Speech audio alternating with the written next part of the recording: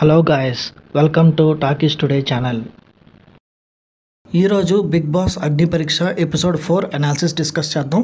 So వీడియోలోకి వెళ్ళే ముందు మీరు మన ఛానల్ ఫస్ట్ టైం చూస్తున్నట్టయితే ఒక లైక్ చేయండి, ఒక కామెంట్ చేయండి, అలాగే మన ఛానల్ సబ్స్క్రైబ్ చేసుకోండి. చాలామంది మన ఛానల్ సబ్స్క్రైబ్ చేసుకోకుండానే వీడియోస్ చూస్తున్నారు గైస్. మీరు సబ్స్క్రైబ్ చేసుకుని చూడడం వల్ల ఛానల్కి ఎంత ఎంకరేజ్మెంట్గా ఉంటుంది. సో సబ్స్క్రైబ్ చేసుకుని వీడియోస్ చూడండి. ఇంకా లేట్ చేయకుండా వీడియోలోకి వెళ్ళిపోదాం. Let's get started. Bigg Boss Agni Pariksha season 9 మనం ఎవ్రీడే ఎపిసోడ్ అనాలిసిస్ అనేది ఎవ్రీడే మార్నింగ్ అనేది పోస్ట్ చేయడం జరుగుతుంది. ముందు 3 ఎపిసోడ్స్ కూడా ఇలాగే పోస్ట్ చేశాను. ఇంకా ఎవరైనా చూడకపోతే ఎండ్ కార్డ్స్లో పోస్ట్ చేస్తాను, అక్కడికి వెళ్ళి చూసేయండి.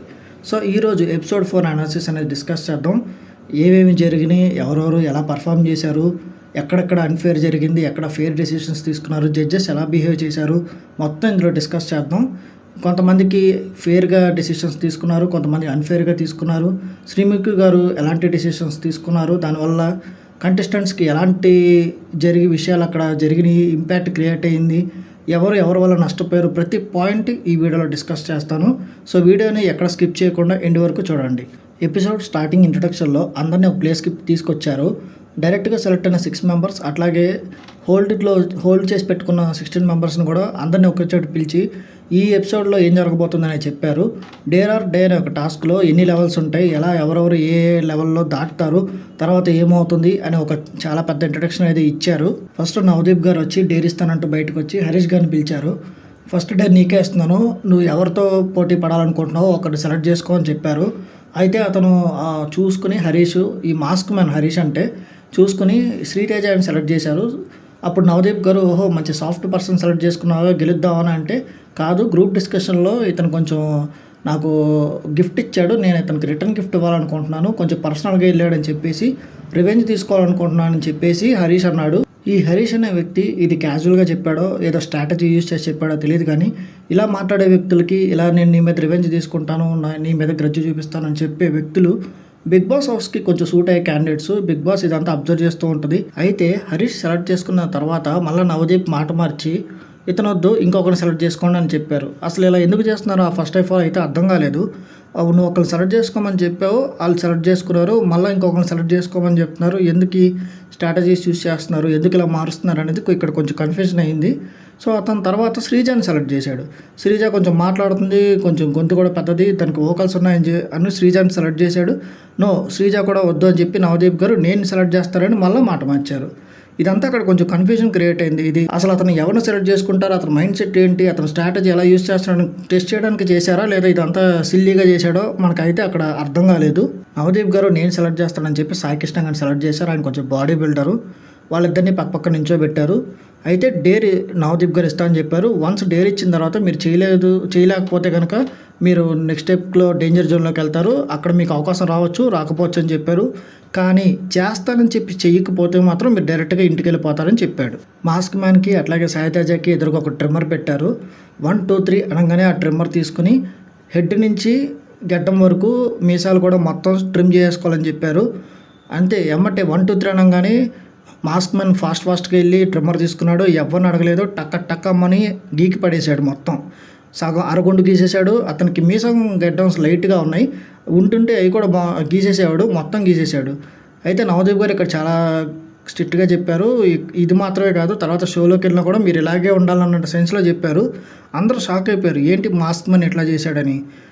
యాక్చువల్గా చెప్పింది అమ్మటే ఏదైనా పర్వాలేదు, నేను ఏదైనా చేసేస్తాననే ఫీలింగ్లో అతను చేసింది నిజంగా అతనికి మంచి కంటెస్టెంట్ లక్షణాలు ఉన్నాయని చెప్పొచ్చు మనం. ఇలాగ సగం ఫేస్ షేర్ చేసుకుంటే మీ వైఫ్ ఫీల్ అవుతుందని శ్రీముఖి గారు అడిగితే ఒక సైడ్ నేను, ఇంకో సైడ్ మా ఆవిడ అంటూ సగభాగం అన్నట్టు అర్థం వచ్చేలా వివరించి మా వైఫ్ కోసం నేను ఏమన్నా చేస్తానని మాస్క్ మ్యాన్ చెప్పాడు.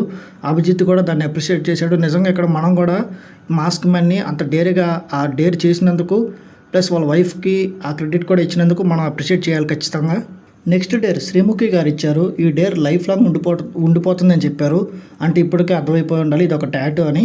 అయితే ఇక్కడ ఎవరిని సెలెక్ట్ చేశారంటే ఎవరెవరు దీనికి రెడీగా ఉన్నారు చేయొత్తమంటే చాలామంది ఎత్తారు, కానీ శ్రీముఖి గారు, శ్రీజ అండ్ ఊర్మిళని సెలెక్ట్ చేశారు. ఇక్కడ కొంచెం అన్ఫేర్ అనిపించింది. ఊర్మిళ గారు ఒక మోడల్ టాటూస్ వేసుకోరు చాలా వరకు. పైగా ఆవిడ చేసిన టాస్కులు కూడా పేడ పూసుకోమంటే వయ్యారంగా చెంపల మీద చిన్న చుక్కల్లాగా పూసుకున్నారు. ఈవెన్ ఈ వేరే టాస్కులు కూడా అట్లాగే చేశారు. తనెందుకు ఈ టాస్క్ ఒప్పుకుంటుంది అని ఒక చిన్న అన్ఫేర్ వచ్చింది. ఆపోజిట్లో శ్రీజాని సెలెక్ట్ చేశారు. తనకి కొంచెం ఫేవరబుల్గా ఈ టాస్క్ అనేది డిజైన్ చేశారేమో అన్నట్టు కనిపించింది. ఫేస్ మీద లూజర్ని టాటూ వేసుకోవాలి. ఊర్మిళ గారు నాకు సెల్ఫ్ రెస్పెక్ట్ ఉంది, నేను లూజర్ని కాదు, ఈ టాటూ నేను ఎందుకు వేసుకోవాలి, నేను ఓడిపోయినా ఒకవేళ డేంజర్ జోన్లోకి వెళ్తాను, నాకు ఇంకో అవకాశం వస్తుందనే ఉద్దేశంలో మాట్లాడారు. ఆవిడ పాయింట్ ఆఫ్ వ్యూలో ఆవిడ కరెక్ట్. ఇంకో పక్క శ్రీజ గారు ఐ ఆమ్ ద లూజర్ అనే టాటూ పర్వాలేదు నేను వేసుకుంటానని చెప్పారు. అంటే ఇక్కడ ఒక సెల్ఫ్ రెస్పెక్ట్ పోయినా పర్వాలేదు బిగ్ బాస్ కోసం అనే ఒక ఆస్పెక్ట్ వస్తుంది. ఇంకో పక్క మనం కొంచెం జనరల్గా ఆలోచిస్తే ఈ ఐ ఆమ్ లూజర్ అనే పర్మనెంట్ టాటూ బిగ్ బాస్ వాళ్ళు నిజంగా వేస్తారా? వేస్తే బయట జనాలు అది నెగిటివ్గా వెళ్తుంది కదా. ఒక షో కోసం ఐ ఆమ్ లూజర్ అని పర్మనెంట్ టాటూ బిగ్ బాస్ వేస్తుందన్న సెన్స్ ఒక కామన్ థింకింగ్ చేస్తే నిజంగా వేయదు, ఇదేదో జోక్ చేస్తున్నారు అనే పాయింట్ ఆఫ్ వ్యూలో మనం థింక్ చేయొచ్చు. అలా థింక్ చేసినట్టుగా కూడా కనిపిస్తుంది. ఒకవేళ వేసేసినా కూడా డేర్ కాబట్టి అయినా కూడా తను డేర్ చేసింది. ఆ విధంగా అయినా మనం అప్రిషియేట్ చేయాలి శ్రీజ గారిని. తర్వాత ఫైనల్గా టాటూ వేసుకోవాల్సిందే అని చెప్పినప్పుడు తల మీద కాకుండా చేయి మీద వేశారు. చాలా పెయిన్ వచ్చింది. శ్రీజ గారు భరించారు. చేతి మీద వేసుకున్నారు. ఖచ్చితంగా మనం శ్రీజ గారిని అప్రిషియేట్ చేయాలి. తర్వాత అభిజిత్ గారు తను రెస్పాండెడ్గా శ్రీజ నువ్వు ఖచ్చితంగా మంచి కండక్టర్ అవుతాను అనగానే శ్రీజ గారు మంచి ఫన్నీ వేలో తదాస్తు అన్నారు. అక్కడ మంచి ఫన్ జనరేట్ అయింది. అలాగే బిందు మాధవి గారు కూడా అప్రిషియేట్ చేస్తే మీ ఆడపుల్లి టైటిల్ నాదే అని మళ్ళీ స్టార్టింగ్లో ఎట్లయితే లోడ వాగిందో అట్లాగే వాగుతుంది కంటిన్యూషన్గా. సో అక్కడ ఫన్ కూడా జనరేట్ అయింది. మనం ఇక్కడ శ్రీజ గారిని ఖచ్చితంగా అప్రిషియేట్ చేయాలి. టాటూ అయితే ఆమె వేసుకున్నారు. డేర్ నెంబర్ 3 ఈసారి అభిజిత్ గారు వచ్చారు.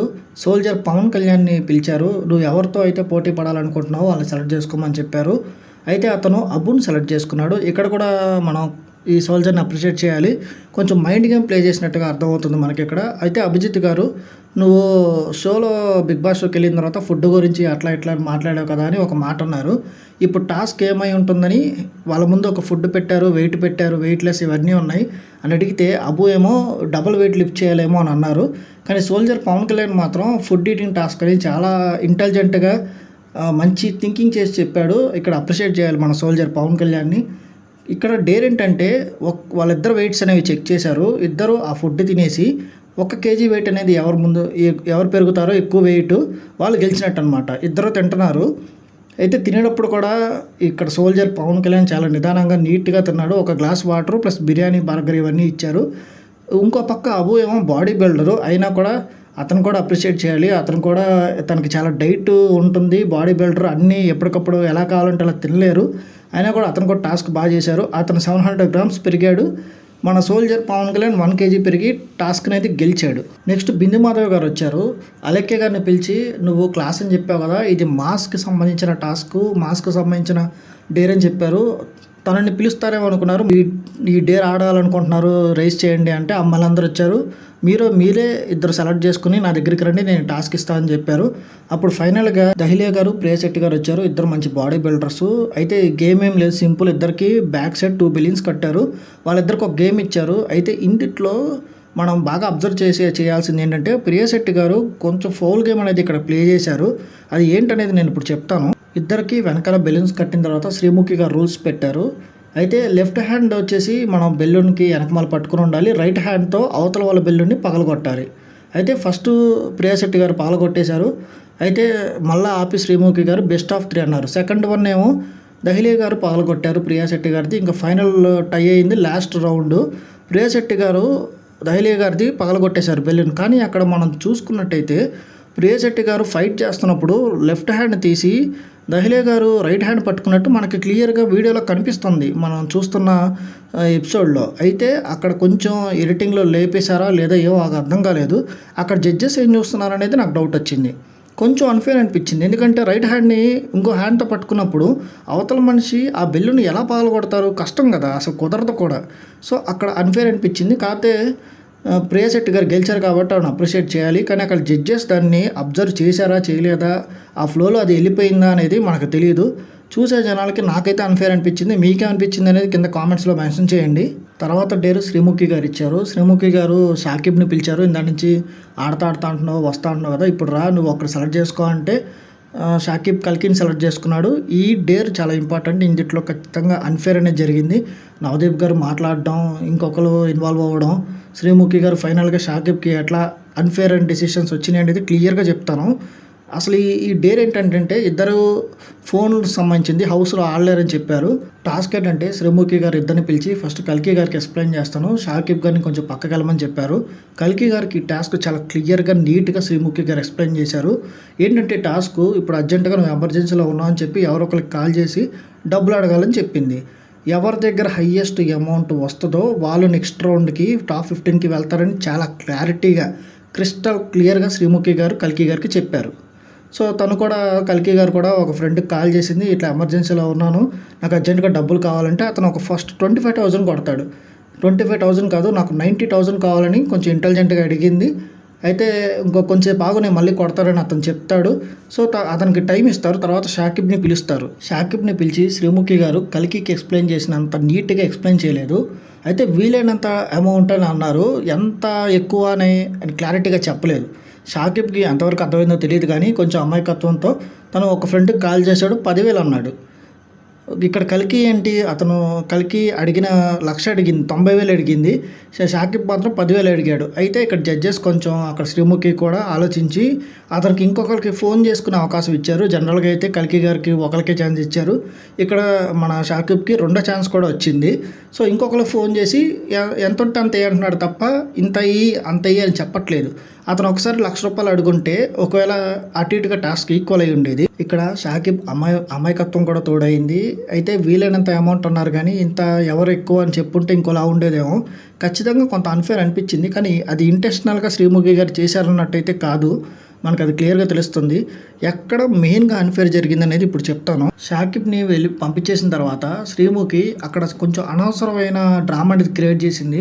ఎవరికైనా మీకిది అన్‌ఫేర్ అనిపించిందా అని అడిగింది. అసలు ఇది అవసరం లేదు. అయినా కూడా అడిగింది. అప్పుడు శ్రీజ హ్యాండ్ రైజ్ చేసింది. యాక్చువల్‌గా అది చాలా మంచి విషయం. ఎందుకంటే ఎవరికన్నా అన్యాయం జరుగుతుందంటే దాన్ని నోటిఫై చేయడం అనేది ఇంపార్టెంట్. తను అక్కడ చెయ్యి రైజ్ చేసింది. అయినా కూడా తను సర్లే కూర్చో అన్నట్టుగా సింపుల్‌గా తనని కూర్చోబెట్టేశారు. మాట్లాడనివ్వలేదు. అయితే దీని తర్వాత నవదీప్ గారు కొంచెం ఈ డేర్‌లో కొంచెం ఓవర్ యాక్షన్ చేశారు. నేను యాక్చువల్‌గా ఈ షో నవదీప్ గారి కోసం చూస్తున్నాను. కానీ ఈ విషయంలో నవదీప్ గారు నాకు అసలు నచ్చలేదు. నవదీప్ గారు శ్రీజ గారిని, షాకిబ్ గారిని పిలిచి, "షాకిబ్ నువ్వు మోసపోయాను అనుకుంటున్నావా? లేదంటే కన్‌ఫ్యూజ్ అయ్యావా?" అని అడిగినప్పుడు, "నేను కన్‌ఫ్యూజ్ అయ్యానని" చెప్పాడు షాకిబ్. సరే తను షాకిబ్‌ని పంపించేశారు. ఇంకా శ్రీజ, నీకేంటి అన్‌ఫేర్ అనిపించింది? ఏంటి ఎక్కడ అనిపించిందో చెప్పమని అడిగారు. సెపరేట్‌గా శ్రీజ గారిని పిలిచి అడగడం, తర్వాత నవదీప్ గారు బిహేవ్ చేసిన విధానం నాకు అసలు నచ్చలేదు. జనరల్‌గా బాగా సీరియస్‌గా ఉండే పర్సన్ ఏది పడితే అది మాట్లాడతారు. అగ్రెసివ్‌నెస్ వాళ్ళు మాట్లాడితే ఒకలా ఉంటుంది. కానీ కొంచెం ఎంటర్‌టైనింగ్ పర్సన్ నవదీప్ గారు ఇలా బిహేవ్ చేయడం నాకు అస్సలు నచ్చలేదు. పైగా శ్రీజని అడిగితేనే హ్యాండ్ రైజ్ చేసింది. తనేమి అయిపోయిన తర్వాత డేర్ అయిపోయిన ఎమ్మటే హ్యాండ్ రైజ్ చేసి నాకు ఇది అన్యాయంగా అనిపించింది, అన్‌ఫేర్ అనిపించింది అని అరవలేదు. ఎవరికైనా అన్‌ఫేర్ అనిపించిందా అని అడిగిన తర్వాత మాత్రమే తను హ్యాండ్ రైజ్ చేసింది. తను ఏంటి నీకేం అన్‌ఫేర్ అనిపించిందంటే వీలైనంత డబ్బులు అని షాకిబ్‌తో చెప్పారు. ₹1 ఎక్కువ ఉన్నా సరే నువ్వే గెలుస్తావని చాలా క్లారిటీగా కల్కికి చెప్పారని తను అక్కడ చెప్పింది. యాక్చువల్‌గా అది అలాగే చెప్పారు Sreemukhi garu. That is clearly an unfair. కానీ ఇక్కడ నవదీప్ గారు తనతో మాట్లాడింది నాకు అస్సలు నచ్చలేదు. నవదీప్ గారు శ్రీజ గారితో నీకేం అన్‌ఫేర్ అనిపించింది? బిగ్ బాస్ అనేది కొన్ని వేల ఎపిసోడ్లు, కొన్ని వందల సీజన్స్‌లో నడిచినాయి అన్ని లాంగ్వేజెస్‌లో. నువ్వు ఒక ఊరు నుంచి వచ్చి ఏంటి నీకు ఇక్కడ అన్‌ఫేర్ అనిపించిందని కొంచెం మనిషిని తక్కువ చేసే స్థాయిని తగ్గించే మాటలు మాట్లాడారు. అది నిజంగా వరస్ట్‌గా అనిపించింది నాకైతే. నవదీప్ గారు ఇలా మాట్లాడతారని నేను అస్సలు ఊహించలేదు. అయితే శ్రీజ గారు కూడా తర్వాత ఏం మాట్లాడనివ్వకుండా పంపించేశారు. నన్ను ఇక్కడ అడగడానికే కదా పిలిచారు. నన్నేం మాట్లాడనివ్వరా అన్నట్టుగా శ్రీజ అడిగింది. తను మాట్లాడకుండానే పంపించారు. అసలు నవదీప్ గారు ఎందుకు ఇట్లా రెస్పాండ్ అయ్యారు? పైగా నేను ఇట్లా మళ్ళీ ఇలా రియాక్ట్ అయితే నీకే ప్రాబ్లమ్. నాతో అంటే ఏం ప్రాబ్లమ్ లేదన్న సెన్స్‌లో నవదీప్ గారు చెప్పారు. అంటే మళ్ళీ ఇట్లా మాట్లాడితే సెలెక్ట్ చేయను అనే ప్రాసెస్‌లో చెప్పారు. నాకైతే ఇది చాలా అన్‌ఫేర్ అనిపించింది. మీకు కూడా ఇది అన్‌ఫేర్ అనిపించిందా లేదా అని కింద కామెంట్స్‌లో చెప్పండి. ఈ టాస్క్ అయితే కంటిన్యూ అయింది. రేపు ఎపిసోడ్‌లో కూడా వస్తుంది. కల్కి గారు ఫైనల్‌గా గెలిచి టాప్ 15లోకెళ్లారు. కొంచెం అమాయకత్వంతో షాకిబ్ ఇంకొంచెం ఇంటెలిజెంట్‌గా ఆలోచించుంటే బాగుండేది అనిపించింది. తన వైపు కొంచెం తప్పుంది. అట్లాగే జడ్జెస్ శ్రీముఖిది కూడా చాలా తప్పుంది. అన్‌ఫేర్ అనేది చూసిన వాడికి కనిపిస్తుంది. తర్వాత నవదీప్ గారి బిహేవియర్ ఎంత తక్కువ మాట్లాడుకుంటే అంత మంచిది. ఆయన కోసం షో చూస్తూ నేనే ఆయన్ని తిట్టేదాకా వచ్చిందంటే ఆయన బిహేవియర్ ఎలా ఉందనేది మీరు కామెంట్స్‌లో మెన్షన్ చేయండి. మీకేమనిపించిందనేది. ఫైనల్గా ఈరోజు కంటెస్టెంట్స్లో ఎవరు బాగా పర్ఫామ్ చేశారు, ఎవరు సరిగ్గా చేయలేదు, ఎవరిది ఫెయిర్ అనిపించింది, ఎవరిది అన్ఫేర్ అనిపించింది, జడ్జెస్లో మీకు ఎవరి డెసిషన్ నచ్చింది, ఎవరి డేర్ నచ్చింది అనేది కింద కామెంట్స్లో మెన్షన్ చేయండి. మీరు కామెంట్స్కి నేను రిప్లై ఇస్తాను. సో టుమారో ఎపిసోడ్ 5 అనాలిసిస్లో మళ్ళీ కలుద్దాం. Thanks for watching. ఇంకా ఎవరైనా మన ఛానల్ సబ్స్క్రైబ్ చేసుకోకపోతే ఇప్పుడే సబ్స్క్రైబ్ చేసుకోండి. Thanks for watching. జై హింద్. బాయ్.